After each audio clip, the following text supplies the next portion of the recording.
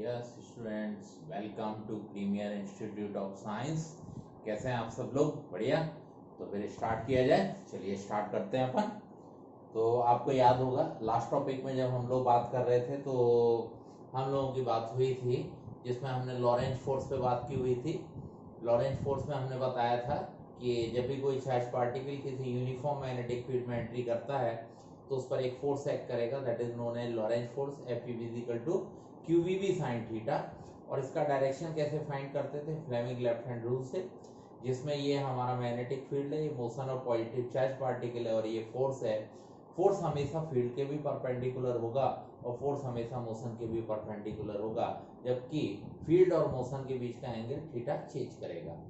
इसमें हम लोगों ने केस बनाए। फर्स्ट केस बना थीटा 0 180 के लिए, पार्टिकल स्ट्रेट लाइन में मूव किया था। सेकंड केस बन के तैयार हुआ, theta is equal to 90 degree और ये मूव किया था किसमें? Circular path. जब हमने आपको आर के फॉर्मूले दिए थे, R is equal to M B by Q B is equal to P by Q B is equal to under root 2 के M by Q B is equal to under root 2 Q into delta B M by Q B. ये सारे फॉर्मूले देने के बाद मैंने आपको finally बताया था बेटा कि आपके यहाँ 12th के सिलेबस में एक इंस्ट्रूमेंट होता है, उसका नाम है साइक्लोट्रॉन। तो मैंने कहा था ये सारे डेरिवेशन बेटा साइक्लोट्रॉन के ही हो रहे हैं।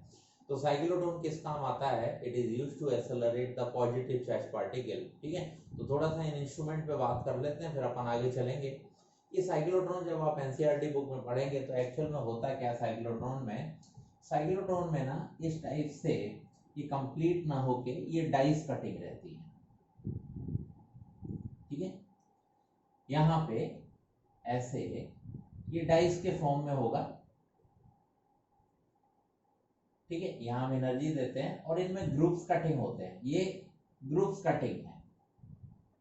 ठीक है, तो आपके पास फॉर्मूला था R is equal to M B by Q B. तो होता क्या है, इन ग्रुप्स में चार्ज पार्टिकल को हम एंट्री कराते हैं और चार्ज पार्टिकल इन्हीं ग्रुप्स में मूव करता है। ग्रुप्स में मूव कर रहा है तो धीमे धीमे R का वैल्यू क्या कर रहा है? इंक्रीज। अब अगर R इंक्रीज करेगा तो स्पीड भी क्या करेगा? इंक्रीज। तो इस टाइप से ये फाइनली जब बाहर आता है तो फिर स्पीड इंक्रीज अप होके मिलती है, तो चार्ज पार्टिकल एक्सेलरेटरी मोशन करता है। ये केवल पॉजिटिव चार्ज पार्टिकल को एक्सेलरेटरी मोशन डेवलप कराने का काम आता है। तो इस टाइप से हमें एक ये साइक्लोट्रॉन मिलने वाला है। ऐसे ही एनसीईआरटी की बुक में जब पढ़ोगे बेटा तो एक हमें छोटा सा और मिलता है, वेलोसिटी डिटेक्टर। एक्चुअल में वेलोसिटी डिटेक्टर है क्या, मैं आपको बता देता हूं कि इन्होंने क्या किया हुआ है। यहाँ पर बेटा एक इलेक्ट्रिक फील्ड अप्लाई किया, तो मैंने एक इलेक्ट्रिक फील्ड अप्लाई कर दिया, ये मेरा इलेक्ट्रिक फील्ड आ गया। ठीक है, इस टाइप से एक मैंने इलेक्ट्रिक फील्ड अप्लाई कर दिया। ठीक है, मैं इंडिकेट कर दे रहा हूं ये इलेक्ट्रिक फील्ड है। अब ऑटोमेटिकली ये पॉजिटिव चार्ज प्लेट होगी और ये नेगेटिव चार्ज प्लेट होगी। अब इन्होंने क्या किया, इस इलेक्ट्रिक फील्ड के साथ साथ यहां पर बेटा मैग्नेटिक फील्ड भी लगा दिया।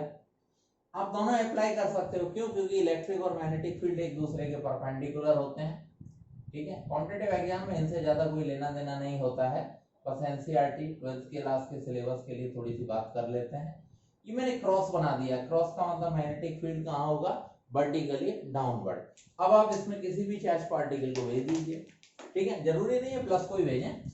तो वेलोसिटी सेलेक्टर, पहले मैं बता दूं वेलोसिटी सेलेक्टर जो है वर्किंग कैसे करता है। तो मेन वर्किंग पे बात करें तो देखो, यहाँ इलेक्ट्रिक और मैग्नेटिक फील्ड एक दूसरे के कैसे हैं? परपेंडिकुलर। तो रियल में क्या होगा, ये दोनों एक दूसरे को क्या कर लेंगे? बैलेंस करेंगे।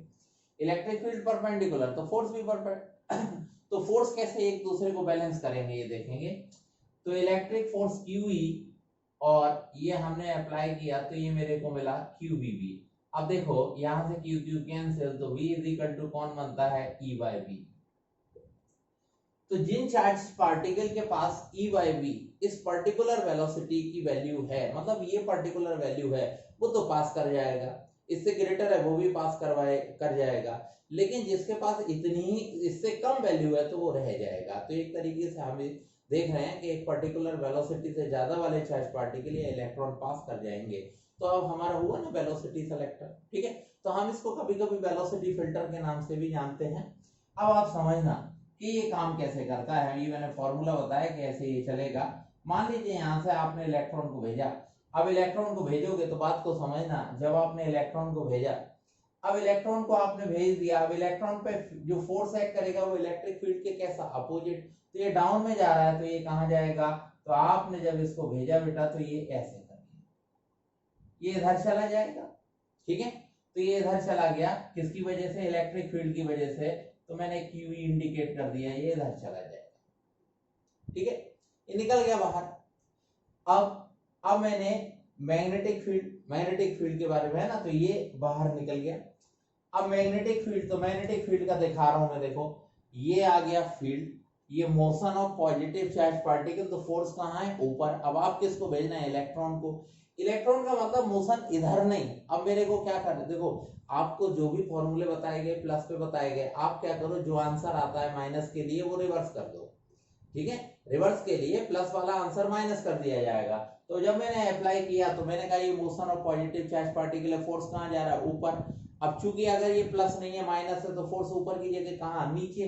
तो जब इसको भेजोगे ना बेटा तो आप ऐसे देखोगे, तो ये भी निकल गया, ठीक है।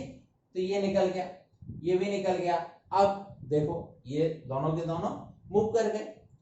अब हम लोगों ने देखा, अब इलेक्ट्रिक और मैग्नेटिक अगर दोनों इक्वल इक्वल हो गए तो फिर तो चार्ज पार्टिकल स्ट्रेट लाइन में चला जाएगा ना भाई। इलेक्ट्रिक और मैग्नेटिक फील्ड एक दूसरे के कैसे हो गए, इक्वल। तो E by B is equal to क्या, सी।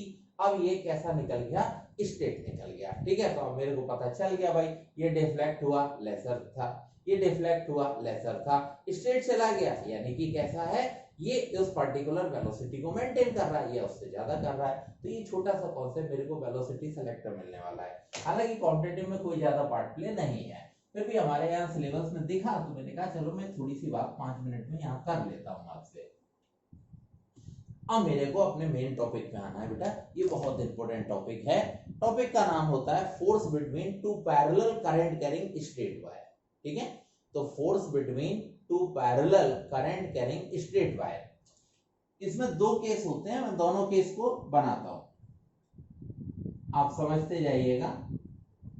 ये दो मैंने पैरेलल करंट कैरिंग वायर ले लिए, दोनों के दोनों वायर स्ट्रेट होने चाहिए। दो केस में एक साथ मेंटेन कर रहा हूं, ये मेरे पास आ गए, दोनों स्ट्रेट वायर हैं। ये रहा मेरे पास बेटा करंट I1 और ये रहा मेरे पास करंट I2। मैंने सपोज किया फर्स्ट केस में करंट मूव कर रहा है सेम डायरेक्शन में, और मैं सेकंड केस में सपोज कर रहा हूं करंट मूव कर रहा है अपोजिट डायरेक्शन, दोनों केस एक साथ, ठीक है। अब आपके समझने का काम आता है ना। अब मेन आपको समझना है, टॉपिक क्या था, force between two parallel current carrying wire, ठीक है। अब बिटवीन यानी कि मेरे को जो ऑब्जर्वेशन करना है वो मिड पॉइंट में करना है ना, तो मैंने बिटवीन पॉइंट सेलेक्ट कर लिए, ठीक है। बिटवीन पॉइंट बेटा सेलेक्ट हो गए। अब आप समझिएगा, फर्स्ट वायर का मेरे को फील्ड फाइंड करना है ना बेटा। तो देखो ये रहा मेरा वायर नंबर 1, ये रहा मेरा वायर नंबर 2, ये रहा वायर नंबर 1 और ये रहा वायर नंबर 2। अब बात सुनिएगा, मेरे को फर्स्ट वायर से डेवलप होने वाला फील्ड फाइंड करना है। कैसे फाइंड करते हैं, करंट की डायरेक्शन में थंब उंगलियां पॉइंट की तरफ, और ये हथेली जहां प्रेस कर रही है वो किसको, फील्ड को।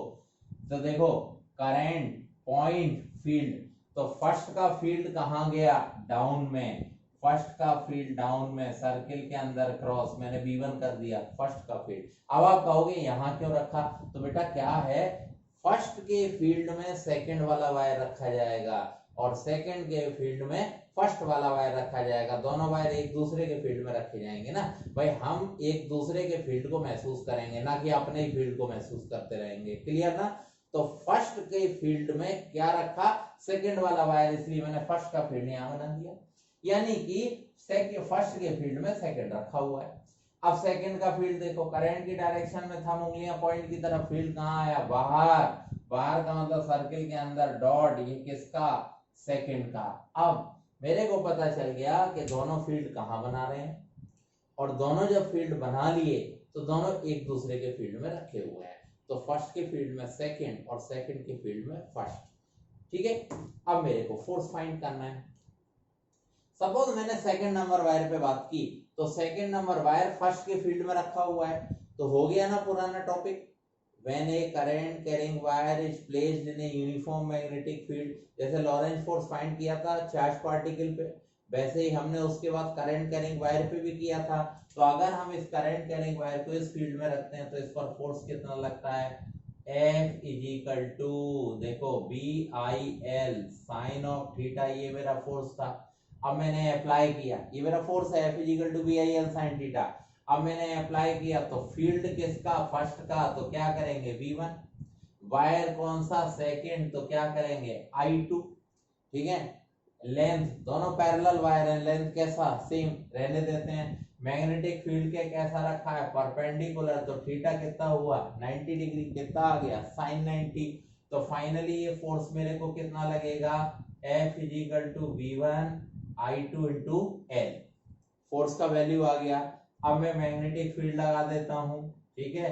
दोनों वायर कैसे हैं, पैरेलल, कोई लेंथ गिवन है, नहीं गिवन, नहीं गिवन तो क्या लगेगा, इनफाइनाइट लगेगा। इनफाइनाइट का फॉर्मूला लगाते हैं बेटा, mu naught oblique 4 pi twice of I, अब V1 है तो I1 आएगा, ठीक है। सेपरेशन बिटवीन द वायर हम लोग स्मॉल d डिक्लेयर कर लेते हैं, जनरली हम लोगों ने R बनाया, लो R ही लिख देता हूं मैं, mu naught oblique 4 pi twice of I by R। अब ये कौन आ गया, ये V1 का वैल्यू आ गया, यहाँ I2 और यहाँ L, तो F इज इक्वल टू क्या बनता है, mu naught oblique 4 pi twice of I1 I2 divided by R into L। ये मेरा बनके तैयार हो गया force between two parallel current carrying wire का फॉर्मूला। अब जनरली मेरे से पूछा जाता है पर यूनिट लेंथ पे बात होती है, तो ये तो मैंने फोर्स कर दिया, ठीक है। अगर मेरे से बोलते हैं फोर्स पर यूनिट लेंथ, तो फिर मैं क्या यूज करूंगा, mu naught oblique 4 pi twice of I1 I2 by R। तो अगर फोर्स पर यूनिट लेंथ पे बेटा बात हो तो आप इस फॉर्मूले को यूज कर लीजिएगा, ठीक है। तो अभी मैंने सिर्फ मैग्नीट्यूड फाइंड किया, यही मैग्नीट्यूड भाई, आप इसको अगर हम इस पे बात करते तो B2 लगाते तो I1 लगता, यही आंसर आता। ऐसे ही यहाँ पे भी सेम आंसर आएगा, ठीक है। तो मैग्नीट्यूड दोनों में कैसे होंगे, सेम। अब मेरे को नेचर चेक करना है कि कहाँ फोर्स ऑफ अट्रैक्शन है और कहाँ फोर्स ऑफ रिपल्शन है। तो अब बेटा नेचर पे बात करते हैं, नेचर में आपको थोड़ा सा ज्यादा ध्यान देना पड़ेगा। देखो बेटा फर्स्ट वायर को देखते हैं। फर्स्ट वायर मैंने फ्लेमिंग लेफ्ट हैंड रूल लगाना शुरू किया, फील्ड कहाँ है, बाहर, मैंने फील्ड आपकी तरफ कर दिया। अब देखो करंट कहाँ है, ऊपर, तो मैंने करंट ऊपर भेज दी, ये रहा फील्ड, करंट गई ऊपर। अब देखो फोर्स इधर जा रहा है ना, इधर गया, तो मैंने इस वाले वायर पे फोर्स लगा दिया तो फोर्स इधर आ गया। सेकंड पे अप्लाई कर रहा हूं, फील्ड कहां, अंदर, फील्ड अंदर कर दिया मैंने, करंट कहां, ऊपर, करंट ऊपर भेज दी मैंने, फोर्स कहां, इस साइड में ना, तो ये फोर्स इधर आ गया। आप देखो फोर्स बेटा एक दूसरे की तरफ लग रहे हैं ना, तो एक दूसरे की तरफ है तो क्या बोलोगे, अट्रैक्शन। इसका मतलब जब सेम डायरेक्शन में करंट फ्लो करती है तो कौन काम करता है, उस समय काम करता है फोर्स ऑफ अट्रैक्शन। सबको क्लियर हो गया ना, सेम डायरेक्शन में जब करंट फ्लो करेगी तो बिटवीन द वायर कौन सा फोर्स एक्ट करेगा, फोर्स ऑफ अट्रैक्शन। अब मैं अपोजिट वाले में आता हूं बेटा, अपोजिट वाले में जब हम आएंगे तो फोर्स का मैग्नीट्यूड आ चुका है मेरे पास, ठीक है। अब देखो फर्स्ट वाले वायर का फील्ड कहां है, देखो अंदर जा रहा है ना, तो फर्स्ट का फील्ड अंदर, सर्किल के अंदर क्रॉस। सेकंड का फील्ड, तो सेकंड का फील्ड भी बनाने जाओगे ना बेटा, तो देखो करंट की डायरेक्शन में थंब उंगलियां पॉइंट की तरफ, ये भी अंदर जा रहा है, दोनों के फील्ड अंदर गए, आ गया B2, ठीक है। अब फोर्स बनाना है, फील्ड कहां, अंदर, करंट कहां, ऊपर, फोर्स कहां गया, इस साइड में गया, तो इसकी वजह से ये फोर्स आ गया बेटा F। इस पर लगाओ, फील्ड कहां, अंदर, करंट कहां, नीचे, फोर्स कहां गया, इधर गया। अब देखो फोर्स एक दूसरे से दूर लग रहे हैं ना, तो क्या हुआ, रिपल्शन, तो हम लिखेंगे रिपल्शन।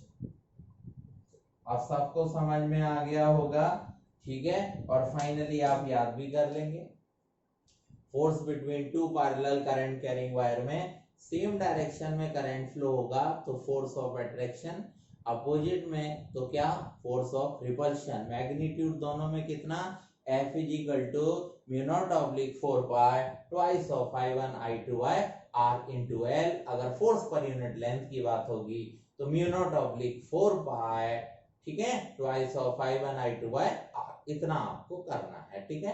तो ये मेरा बनके तैयार हो गया। अब मैं यहाँ पे आपको एक दो पॉइंट बता दूं, फिर एक न्यूमेरिकल करके आपको एप्लीकेशन सिखाता हूँ बेटा, और इसका एग्जाम में आना ही आना होता है न्यूमेरिकल। आप देखो, सबसे पहले हम आपको कुछ पॉइंट्स बता देते हैं जहां आपको कंफ्यूजन आ सकता है इन फ्यूचर। ये मैंने आपके लिए बेटा कुछ पॉइंट लिए। ये कहते हैं अगर कभी ऐसा होता है कि आपसे कहते हैं कि आपके पास इलेक्ट्रॉन बीम फ्लो कर रहे हैं, ये मैंने नेगेटिव चार्ज पार्टिकल के बेटा बीम ले लिए, ठीक है। मान लीजिए ये मैंने प्लस के बीम ले लिए, तो अगर करंट कैरिंग वायर नहीं रखा है, बात मेरी समझते जाना, अगर करंट कैरिंग वायर की जगह कभी भी चार्ज पार्टिकल के बीम फ्लो करा दे, तो आप ऐसा मत सोचना कि इनके फ्लो करने से भी करंट बनेगी। नहीं, पता चला आप कहो कि ये नेगेटिव इधर जा रहा है तो इसकी करंट इधर जाएगी, पॉजिटिव जा रहा है इसकी करंट इधर जाएगी, आपको लगे कि दोनों अपोजिट डायरेक्शन में करंट फ्लो कर रही है, इसमें क्या होगा, फोर्स ऑफ रिपल्शन, ठीक है।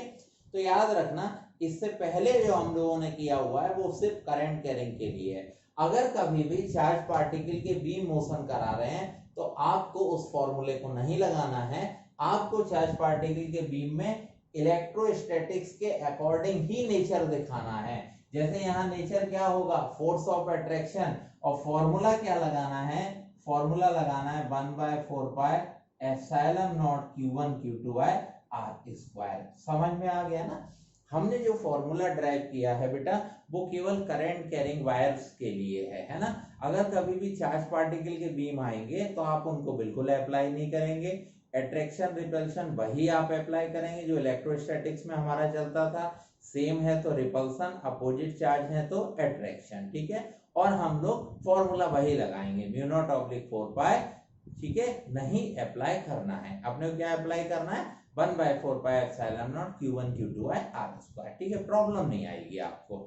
ऐसे एक और पॉइंट आपको दे रहा हूं मैं, एक बार मेरे से पूछा गया इलेक्ट्रिक और मैग्नेटिक जो फोर्स है उनका रेशियो क्या होता है, तो आप याद कर लो Fe by Fm electric force by magnetic force, ये होता है बेटा C/V का whole square. C speed of light है और V बनेगा वेलोसिटी ऑफ चार्ज पार्टिकल, ठीक है। तो इससे प्रॉब्लम नहीं आएगी।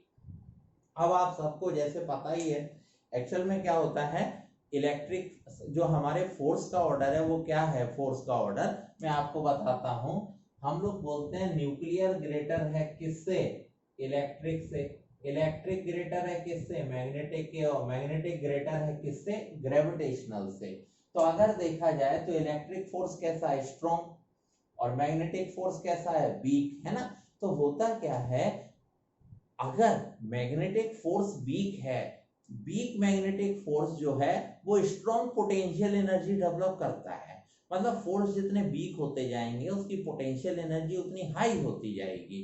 तो चूंकि वीक मैग्नेटिक फोर्स है तो इसकी मैग्नेटिक फोर्स वीक होने की वजह से इसकी स्टोरेज एनर्जी, पोटेंशियल एनर्जी बोलेंगे उसको, तो स्टोरेज एनर्जी जो है वो हाई होती है। इसीलिए हमें जो भी डाटा स्टोर करना होता है वो हम मैग्नेटिक फील्ड के फॉर्म में स्टोर कर देते हैं। आप सीडी में, पेन ड्राइव में जो डाटा स्टोर करते हैं तो आप ध्यान देना, आप उसको मैग्नेटिक फील्ड के फॉर्म में कन्वर्ट करा के फिर स्टोर कराते हैं, ठीक है। चलो ये थोड़ा सा जरूरी था तो मैंने बता दिया। अब मैं क्या करूं बेटा, यहाँ पे आपको एक न्यूमेरिकल करना सिखाता हूँ। ये न्यूमेरिकल जरूरी है मेरे लिए ताकि आप एप्लीकेशन सीख जाएं। सपोज मेरे पास बेटा ये करंट कैरिंग वायर है और ये मेरे पास एक स्क्वायर लूप रखा हुआ है, ठीक है। थोड़ी देर के लिए मैंने मान लिया कि मेरे पास वायर है, इसका लेंथ मेरे को दिया जा रहा है 10 सेंटीमीटर, और ये जो है मेरे पास स्क्वायर लूप, इसका साइड है 4 सेंटीमीटर, और ये डिस्टेंस जो मेंटेन कर रहा है वायर से वो है 6 सेंटीमीटर। अब मेरे से बोला जा रहा है बेटा यहाँ जो करंट है वो 5 एम्पियर है और इसमें जो करंट मूव कर रही है वो कितना है 2 एम्पियर। तो करंट कैरिंग वायर का लेंथ 10 सेंटीमीटर, उससे 6 सेंटीमीटर की डिस्टेंस पे एक स्क्वायर लूप रखा हुआ है, इसका साइड कितना 4 सेंटीमीटर, दोनों में करंट फ्लो कर रही है। मेरे से बोला जा रहा है आप ये बताइए इस करंट कैरिंग वायर की वजह से इस स्क्वायर लूप पर कितना नेट फोर्स एक्ट कर रहा है ना। मेरे को नेट फोर्स फाइंड करना है किस पर, स्क्वायर लूप पर। ठीक है, अब टेक्निक समझना बेटा। आपको मालूम है फोर्स जो है वो पैरेलल वायर में लगता है, तो इस वायर के रेस्पेक्ट में ये वायर कैसा है, पैरेलल, तो इन दोनों में फोर्स एक्ट करेगा। मैंने उस फोर्स को नाम दिया कितना, F1। ठीक है, ऐसे ही इसके रेस्पेक्ट में ये वाला वायर कैसा है, परपेंडिकुलर, कोई फोर्स एक्ट नहीं करेगा। इस वायर को देखो, इसके रेस्पेक्ट में ये पैरेलल है, तो बेटा एक फोर्स इन दोनों में भी काम करेगा, उस फोर्स को मैंने नाम दे दिया F2। अब इसके रेस्पेक्ट में इस वायर को देखो तो ये भी परपेंडिकुलर है बेटा, तो ये भी फोर्स एक्ट नहीं करेगा। तो पहले मैंने इसमें से डिसाइड कर लिया किन दोनों वायर में फोर्स एक्ट करना है। ठीक है, तो मैं नहीं कर रहा, हटा दिया। अब मैं वैल्यू पुट कर रहा हूँ बेटा, है ना। तो मेरा फॉर्मूला क्या है, F1 is equal to mu naught oblique 4 pi twice of I1 I2 by R into L, ये मेरा फॉर्मूला है। अब एप्लीकेशन सीखो, आपके लिए एप्लीकेशन सीखना बहुत जरूरी है। आपने बेटा अप्लाई किया, म्यू नॉट ऑब्लिक 4 पाई क्या बनेगा, 10 टू पावर क्या, -7 इंटू ट्वाइस आ गया, I1 बेटा कितना है 5 एम्पियर, I2 कितना है मेरे पास बेटा 2 एम्पियर, डिवाइडेड बाय R। तो R का मतलब क्या हुआ है ना, R का मतलब क्या, डिस्टेंस। तो इन दोनों के बीच का डिस्टेंस कितना, 6 सेंटीमीटर, तो 6 इंटू 10 टू पावर क्या, -2 मीटर। अब बात आ गई लेंथ की, तो मेरे को काम किस पे करना है, मेरे को स्क्वायर लूप पे काम करना है ना। तो वायर का लेंथ नहीं लेना है बेटा, इसको लेना है, या अगर समझने में दिक्कत हो तो आप इसमें से कॉमन वाली लेंथ ले लिया करो। तो ऑटोमेटिकली ये 10 है, ये 4 है, तो कॉमन कौन हुआ 4, तो 4 को ले लेंगे, है ना। लेंथ आपको इसकी लेनी है, या ऐसे सोच लो कि जिस पे काम करना है उसकी लेंथ लेनी है।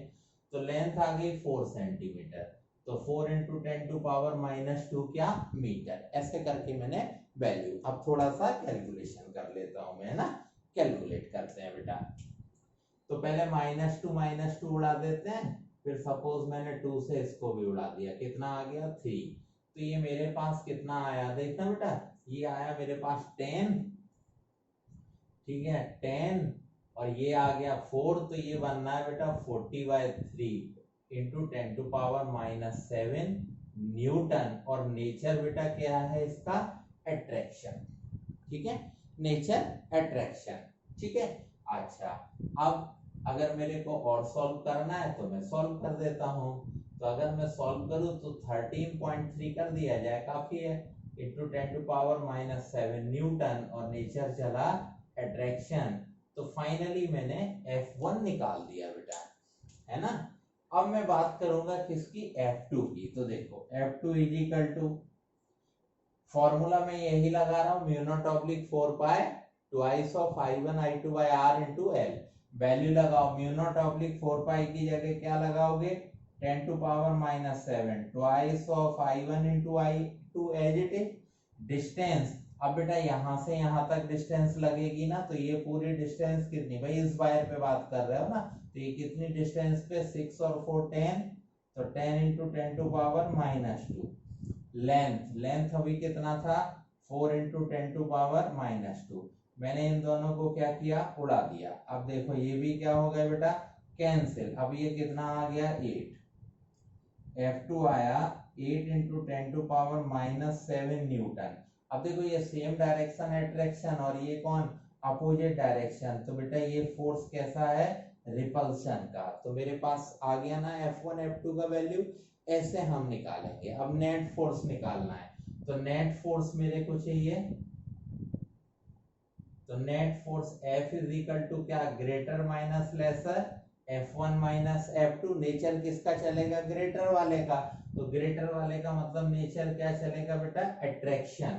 चलो आप वैल्यू डाल दो, तो देखो 13.3 माइनस 8, 13.3 माइनस 8 बचा कितना 5.3 ना, तो मैं लिख देता हूं इसको, है ना। चलो मैं पूरा ही लिख देता हूं। पहले आपने 13.3 इंटू 10 टू पावर माइनस 7 किया, minus 8 into 10 to power minus 7 किया, तो फाइनली ये मेरे को मिलता है बेटा 5.3 into 10 to power minus 7 newton, और मेरा नेचर क्या है, अट्रैक्शन। तो ऐसे करके आपको न्यूमेरिकल करने हैं, ठीक है। आप इसके न्यूमेरिकल के अच्छे से प्रैक्टिस कर लेना, एक न्यूमेरिकल एग्जाम में इसका आता ही है हमारा, ठीक है। तो ये था मेरा topic, force between two parallel current carrying wire, ठीक है। अब हम इसके बाद आगे चलेंगे